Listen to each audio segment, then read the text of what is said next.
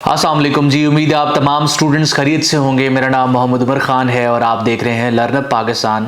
इस चैनल पर गुफ्तगू करते हैं हम पाकिस्तान में अनाउंस होने वाली लेटेस्ट जॉब्स और उनकी प्रिपरेशन के हवाले से। तो अगर आप नए कैंडिडेट हैं, नए स्टूडेंट हैं, इस चैनल पर पहली बार तशरीफ़ लाएँ तो इस चैनल को ज़रूर सब्सक्राइब करें ताकि इस तरह की मज़ीद अपडेटेड वीडियोज़ हम आप तमाम कैंडिडेट्स की खदमत में बर वक्त शेयर कर सकें। आज के इस लेक्चर में हम ज़िलेदार के हवाले से डिस्कस करने वाले हैं। आप तमाम लोग जानते हैं कि पंजाब पब्लिक सर्विस कमीशन ने साल 2024 की आखिरी एडवर्टाइजमेंट्स में ज़िलेदार की 78 वैकेंसीज एडवर्टाइज की हैं और इन वैकेंसीज को मुख्तलिफ रीजन्स में डिवाइड किया गया है। यानी कि अगर आप किसी मखसूस रीजन से ताल्लुक़ रखते हैं और आपने ज़िलेदार की वैकेंसी के लिए अप्लाई किया है तो आपका कॉम्पिटिशन सिर्फ उन्हीं रीजन्स के जो है वो कैंडिडेट्स के साथ होगा और साथ साथ आपकी जो पोस्टिंग है वो भी उसी रीजन में होगी। इसका मतलब ये है कि अगर आप किसी रीजन में किसी जो है वो स्पेसिफिक इलाके से ताल्लुक़ रखते हैं और उसी इलाके में सर्व करना चाहते हैं, उसके नियर अबाउट सर्व करना चाहते हैं, तो ये एक बेहतरीन अपॉर्चुनिटी है आप तमाम लोगों के लिए।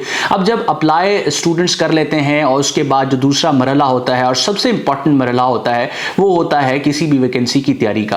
आप तमाम लोग जानते हैं कि जब ज़िलेदार की वैकेंसीज एडवर्टाइज की गई उस वक्त जो है इसका syllabus Punjab public service commission ने एडवर्टाइजमेंट में क्लियर नहीं किया था। अलबत्ता जो रिसेंटली सिलेबस अपडेट किया गया है उससे ये क्लियर है कि वन पेपर एग्जाम आपका लिया जाएगा। इसकी क्वालिफिकेशन भी जेनेरिक थी तो इसका वन पेपर एग्जाम ही कंडक्ट होना था।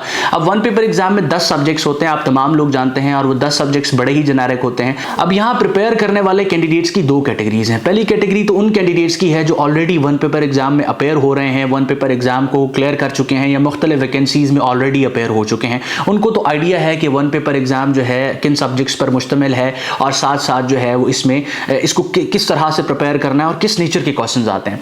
दूसरी कैटेगरी के स्टूडेंट्स या कैंडिडेट्स वो हैं जो पहली बार वन पेपर एग्जाम में अपेयर हो रहे हैं और उनको अभी तक आइडिया नहीं है कि किस तरीके कार से जो है वो इसको प्रिपेयर करना है। सबसे पहले तो हम उन सब्जेक्ट्स पर नजर दौड़ाते हैं। इस वक्त आप अपनी स्क्रीन पर देखें तो आपको वन पेपर एग्जाम का सिलेबस नजर आ रहा है। सबसे पहले आपको जो है वो प्रिपेयर करना है अंग्रेजी को, अंग्रेजी के बाद जो है आपने प्रिपेयर करना है जनरल नॉलेज को, जनरल नॉलेज के बाद आपने प्रिपेयर करना है पाकिस्तान स्टडीज के सब्जेक्ट को, पाकिस्तान स्टडीज के बाद आपने प्रिपेयर करना है इस्लामिक स्टडीज के सब्जेक्ट को, इस्लामिक स्टडीज के सब्जेक्ट को प्रिपेयर करने के बाद आपने प्रिपेयर करना है उर्दू के सब्जेक्ट को, उर्दू के सब्जेक्ट को प्रिपेयर करने के बाद आपने तैयारी करनी है जी बेसिक मैथ के सब्जेक्ट की, बेसिक मैथ को प्रिपेयर करने के बाद आपने प्रिपेयर करना है करंट अफेयर्स को, करंट अफेयर्स को प्रिपेयर करने के बाद आपने प्रिपेयर करना है ज्योग्राफी को, ज्योग्राफी को प्रिपेयर करने के बाद आपने प्रिपेयर करना है एवरीडे साइंस को, और एवरीडे साइंस को प्रिपेयर करने के बाद आपने प्रिपेयर करना है जी बेसिक कंप्यूटर स्टडीज को। तो इस तरीका कार से आपके 10 सब्जेक्ट्स मुकम्मल हो जाते हैं और ये 10 सब्जेक्ट्स अगर आप देखें तो आपके प्रीवियस एकेडमिक बैकग्राउंड में किसी न किसी तरीके से आप इन सब्जेक्ट्स के साथ इन टच होते हैं, इन सब्जेक्ट्स को ऑलरेडी पढ़ चुके होते हैं,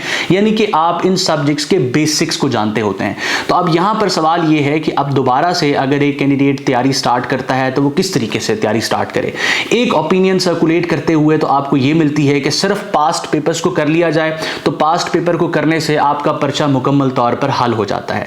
मैं ये नहीं कहूँगा कि पास्ट पेपर्स आपको जो है वो फैसिलिटेट नहीं करते, हेल्प नहीं करते। पास्ट पेपर्स को पढ़ने से आपको ये आइडिया तो होता है कि किस सब्जेक्ट में किस नेचर के और किस टॉपिक को टच करके क्वेश्चंस बनाए जा रहे हैं, लेकिन पास्ट पेपर को पढ़ने से आप किसी सब्जेक्ट पर कमांड हासिल नहीं कर सकते। इसकी मिसाल मैं आपको इस तरह से दूंगा कि एक कैंडिडेट है जिसने मास्टर्स किया हुआ है उर्दू में, अब और एक कैंडिडेट है जो चंद सवालों को पढ़ रहा है और वो समझ रहा है कि ये दोनों कैंडिडेट्स जो है इक्वल जो है वो नॉलेज की फुटिंग पर होंगे, तो ऐसा तो बिल्कुल नहीं है ना। इसी तरीके से अगर इसकी एग्जांपल मैं आपको इस तरह से दूंगा कि एक कैंडिडेट है जिसने किसी भी सब्जेक्ट में मास्टर्स कंप्लीट किया हुआ है और दूसरा कैंडिडेट है जो उस स्पेसिफिक सब्जेक्ट, इसकी एग्जांपल मैं आपको इस तरह से दूंगा कि एक कैंडिडेट है जिसने उर्दू के सब्जेक्ट में अपना मास्टर्स कंप्लीट किया हुआ है और दूसरा कैंडिडेट है जो उर्दू के सब्जेक्ट की जो है वो चंद क्वेश्चंस को, चंद नोट्स को रटने के बाद वो ये समझ रहा है कि ये अपना जो नॉलेज है ये उस स्टूडेंट के बराबर ले आया है जिसने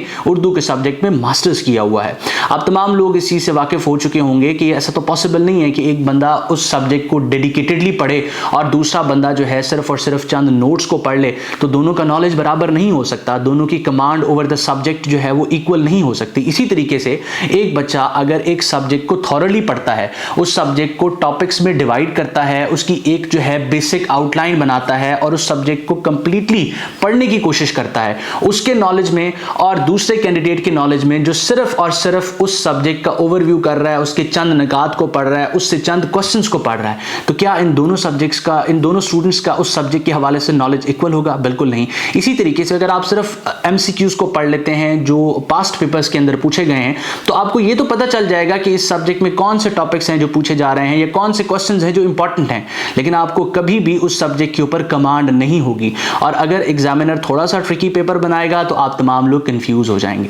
तो इसका बेहतर तरीका इसको प्रिपेयर करने का ये है कि अगर आपको लगता है कि किसी स्पेसिफिक वैकेंसी के लिए टाइम कम है तो आप इसको शॉर्ट भी कर सकते हैं, वरना मैं हमेशा कैंडिडेट्स को यही रिकमेंड करता हूं कि किसी वैकेंसी के लिए प्रिपेयर मत करें। आप वन पेपर एग्जाम की एक बार बैठ के डेडिकेटेडली तैयारी करें और उसके बाद जितनी भी वैकेंसीज में आप अपेयर होना चाहते हैं आप अपेयर हो सकते हैं। अब मेरा तरीकाकार हमेशा स्टूडेंट्स को जो गाइड करने का होता है वो ये होता है कि आप सब्जेक्ट वाइज जो है वो अपनी एक बेसिक आउटलाइन बना लें। जिस तरीके से आपने अंग्रेजी को पढ़ना है तो अंग्रेजी में आप क्या पढ़ेंगे इसकी एक बेसिक आउटलाइन बना लें। इसी तरीके से आप इस्लामिक स्टडीज में कौन से टॉपिक्स पढ़ेंगे उन टॉपिक्स के आप नाम लिख लें। उसके बाद जो है आप पाकिस्तान स्टडीज में क्या पढ़ेंगे, उस पाकिस्तान स्टडीज में पढ़े जाने वाले सारे टॉपिक्स के आप नाम नोट कर लें। अब किस तरीके से आप शॉर्टलिस्ट करेंगे कि किस सब्जेक्ट में आपको क्या पढ़ना है, इस तरह की जो है वो सैंपल आउटलाइंस मैंने इस चैनल पर अपलोड की हैं। स्क्रीन पर आप उन वीडियोस के थंबनेल्स भी देख रहे होंगे जिसमें मैंने इस्लामिक स्टडीज, उसके बाद पाकिस्तान स्टडीज, उसके बाद जनरल नॉलेज जैसे सब्जेक्ट्स की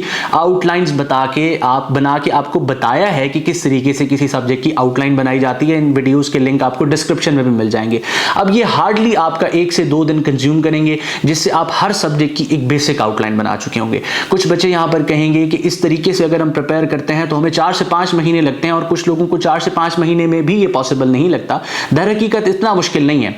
आपने वही एमसीक्यूज रटने हैं, उससे बेहतर नहीं है कि आप हर सब्जेक्ट की एक आउटलाइन बना लें और आप डेली बेसिस पे 2 से 3 टॉपिक्स को सिर्फ ओवरव्यू ही करते जाएं, 2 से 3 टॉपिक्स के सिर्फ बेसिक लेक्चर्स ही सुनते जाएं। उसके बाद आप मुख्तलिफ किस्म के पास्ट पेपर्स को भी कंसल्ट करें।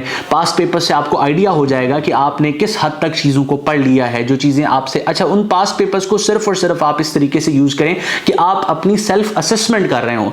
एमसीक्यूज को सॉल्व करके आप अपनी प्रिपरेशन की असेसमेंट कर सकते हैं, अपनी प्रिपरेशन नहीं कर सकते। इसमें एक और चीज़ भी आपने नोट करनी है कि मुख्तलिफ किस्म के सर्कुलेट होने वाले पास्ट पेपर सारे के सारे जो है वो ओरिजिनल नहीं होते। अब पास्ट पेपर्स, क्योंकि ये पेपर तो क्लोज बुक होता है, इसका क्वेश्चन पेपर तो बाहर आता नहीं है, तो जो कैंडिडेट्स अपेयर होते हैं, अपेयर होने के बाद जो डिस्कशंस होती हैं, उन डिस्कशंस के बाद उन क्वेश्चंस को नोट कर लिया जाता है। अब ऐसा भी पॉसिबल नहीं है कि हर पर्चे के हवाले से सारे के सारे एक्यूरेट क्वेश्चंस आपको मिल जाएं।